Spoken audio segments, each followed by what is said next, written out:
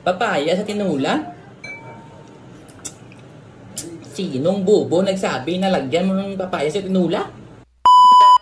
Yo, what's up mga boss, madam, kapatid? In today's video, magluluto kami ng tinula na manok na Bisaya, no? Pupunta ako dito sa may Burgos Market, sa may Bacolod City, kasi ilang years na rin kami na hindi ko makakain ng tinula na manok na Bisaya, no? Siguro, I think, maiisip ko sa aking kamay, mga 1,000 years, ganun. Okay, so ito mo na bossing, magmumotor-motor muna ako ngayon papuntang Burgos Market, no? Kasi doon tayo makakahanap ng fresh na farm na manok, ano? Makikita mo talaga na fresh siya kasi buhay na buhay yung manok, no? Hindi yatap. Oh, hanap na ako dito ng parkingan sa may Burgos Market, pero medyo nahihirapan ako dito, bossing, kasi madaming nakaparking dito. Saka ito naman yung driver nito, oh. Nalalaman mo talaga na expert driving siya kasi wala siyang seminar, oh. Liko ng liko yung buto ba tumbungguan niya sang animal ya yun di punggol ya. Mas style ka pa, ha? Okay, so dito ako nagpa-parking sa likod, para din ako maayawan magtakat papunta sa may ginabaligyan ng manok, no? So shout out nga para sa mga tropa natin diyan, mga loko-loko lang yung mga tropa natin. Ayaw natin yung mga matatalino, no? No, I don't care sa pang matatalino. Gusto ko yung mga loko-loko lang yung mga level natin, no? Yung matatalino kasi may matatapang yan saka mga feeling entitled yan sila, no? Especially mga abroad na yan. Ay, nako. Kasi yung sila, kasi yung mga halo na yan, no? Na abroad na yan. Akala kasi nila, nagiging, ano na sila, tawag nito, ng lizard. Pero hindi nila alam na halo pa rin sila. Oh, ito na yung ating manok, bossing, oh. Pinapapili ako dito ng ating tropa na manok, bossing, no? Sabi niya sa akin, ano bang gusto kong manok, no? Yung medyo mataba-taba or saktuhan lang. Yung sabi ko sa kanya, yung 150 lang. Sabi niya sa akin, walang 150, boss, no? Hindi mo ko kilala. Sabi ko, 150 lang. Ako si Sarge pala, matakot ka sa akin. Ay, ikaw pala si Sarge, sabi niya sa akin. Sige, 150 na lang to, Nakakaya naman sa'yo, Sarge, to patay gutom ka kasi. O sige, drupi na to, no? Ayawa itong manok ko, Kaya madalasa ka pa sa akin ng mga himagsik. Okay, so giniwa na to, busing aton nga manok ko, ari 500 non. Kambyo ko 350, 150 to manok, balaki karon mo pagkambyan karon tutulang ko di manukan mo. Alright, bossing, sumasok na ako sa may loob ng tindahan ng ating Burgos Market. Kasi bibili ako ng panakot para sa tinulang manok. Siyempre, basta may tinulang manok, bossing, bibili ako dito, bossing, ng oyster sauce, tomato sauce, tapos liver spread. Lagyan na rin natin to, bossing, ng ng pineapple, no? Suwabe ka tinula ba, may pineapple to, champurado, okay? Tapos yung nabusing pagbakal ng ating mga panakot. So nagpasalamat ako dito sa mga tropa natin nagbabantay ng motor ko, kasi sabi ko sa kanila, ako si Sarge, yung motor ko 1 milyon yan, sobrang yabang ko kasi, wag na kayong umangal.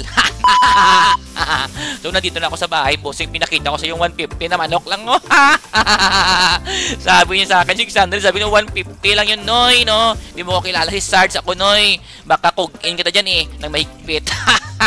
Joke lang, alright? So yun itong manok natin, bossing, nilagyan ko muna ng konting asinto para makuha yung danlak niya. Yan, kumusin ko yun mamaya, bossing, na parang ugot-ugot kasi isang halo, no? Parang lizard, pero halo mangyapo ng animal yan. Ay, salamat, no? Bala ko lang nga balaan, bukang halo animal.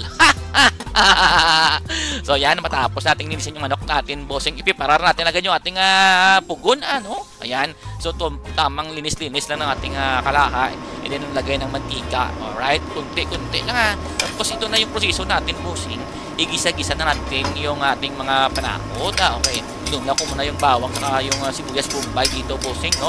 So after that, medyo matingin ko to, okay na. Nilagay ko dito yung, bossing, yung ahos natin, bossing. So yung ahos natin, bossing, huwag natin itong sunugin, yung sakto-sakto lang nila. Masunog kasi mapapait yung ating sabaw, okay? So ito na, nilagay ko rin dito ng kamatis, bossing, So kung hindi kayo naglalagay ng kamatis, ay wala akong pakailam sa inyo. Basta ako gusto ko ng kamatis, alright? Naglagay ako ng konting asin, and then gisa-gisa to, bossing, ating panakot sa ating kalaha. Alright, kita nyo yan, no? So pag tingin nyo doon caramelize na, ilagay nyo na yung, bossing, yung manok na Bisaya saka konting asin.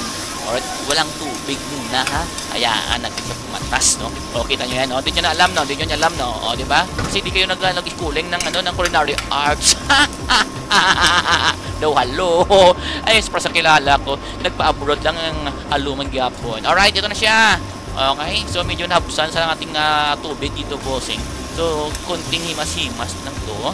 And then around ng ating mga luwag-luwag, no? So pag alam nyo na wala na siyang masyadong makataas, lalagyan natin to ng tubig. Dry na dry. Doon kilala ko nga dry ba? Wala kita dahon, ha? Oh, ito na dahon, bossing. Speaking of dahon, malunggay yung lagay natin to, bossing, ha? Hindi yung mga 5 fingers na nalalaman ng isang halo na tropa natin nito. Kaka 420 mo yan, eh. Alright, ito na. Yan. So, tinaktuban ko na, bossing, ha, para pabukalin natin to. So, ito unang bukal natin, bossing. Tingnan natin, bossing, medyo okay na yung manok natin. Kasi, super power yung ating pugon, bossing, no? Mabilis na ito magpahumok ng manok. O, lagay ko na itong ating, bossing, papaya, no? Saka yung tanglad, lagay natin yung tanglad na yan, no? So, konting bisting lang to para maano natin yung, dito, bossing, yung lasa ng manok. Yan. I-separate natin yan, no? Mas maigil kasi naka-mix. So, tampang taste lang. So, sabi ko sa okay na yata ito, So, ito na. Tingnan natin yung ating dito, bossing, yung ating papaya. Pinusok-tusok ko kung mahumok na siya, no? Para sa kilala ko itong humok na kung ating pakdulon ta. O, nilagay ko yung ating fingers na, dahon to, malunggay to, hindi 5 fingers, Duulok-ulok ka mo. Halo. Alright. Ito na pala yung ating iba-vlog ngayon, bossing, na ayoko na ng wholesome, Palagi na lang akong binabash dito na para akong mabait dito, bossing, no? Kala kasi na sa akin, sobrang bait ko. No, I'm not mabait. O, kita mo yan, yan, Kaka 420 mo yan. Kain tayo, Manok tinula, Bisaya. Ubo nagsabi na lagyan mo ng papaya sa tinula. Ewan ko ba kung anong parinig-rinig niya yan. Nasusuya sa Ilonggo. Pero, wala akong pakialam sa kanya kung nasusuya sa o tinula na may papaya. Sabi pa na niya na tinula di pruta na lang ko, no?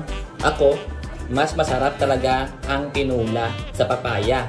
At masarap din ang tinula sa may sayote. Pero kaming mga Ilonggo, mahilig kami talaga sa manok na Bisaya na tinula na may papaya. Kasi wala naman kaming taning mga sayote na yan. Kay Ilonggo kasi sa gilid din namin makikita ang papaya. Saka malunggay lang, Yan, Takawin mo lang yung malunggay sa kapitbahay mo, saka yung kanilang tanim na papaya, saka yung manok sa kabila.